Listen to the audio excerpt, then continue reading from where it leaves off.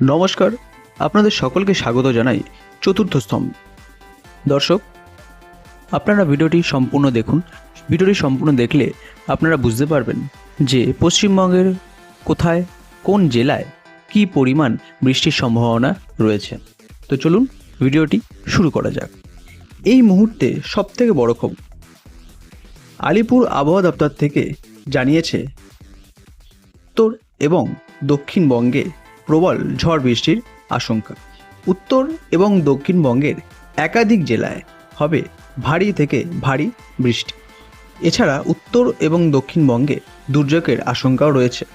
তবে কিছু জেলাতে গরম আবহাওয়া ও আর্দ্রতা অস্বস্তি বাড়াতে পারে। দক্ষিণবঙ্গের বেশ কিছু জেলায় বজ্রবিদ্যুৎ সহ বৃষ্টির আশঙ্কা রয়েছে। বীরভূম, মুর্শিদাবাদ, উত্তর চব্বিশ পরগনা, হুগলি, নদিয়া ও বর্ধমানে বজ্রবিদ্যুৎ সহ বর্ষণের আশঙ্কা রয়েছে। ঘন্টায় প্রায় 50 থেকে 60 কিলোমিটার বেগে বইবে ঝোড়ো হাওয়া। তবে বাঁকুড়া, পশ্চিম বর্ধমান, মেদিনীপুর ও ঝাড়গ্রামের আবহাওয়া এবং আর্দ্রতা অস্বস্তি বাড়াবে বলে আলিপুর আবহাওয়া দপ্তর জানিয়েছে। দক্ষিণবঙ্গে 15 তারিখ পর্যন্ত প্রবল সতর্কতা জারি করেছে আবহাওয়া দপ্তর। মূলত দক্ষিণবঙ্গের কিছু জেলায় 10 থেকে 15 জুন পর্যন্ত জারি করা হয়েছে সতর্কতা। এছাড়া বৃষ্টির সঙ্গে সঙ্গে কিছু জেলা গরম আবহাওয়া ও আর্দ্রতার অস্বস্তি বাড়াবে।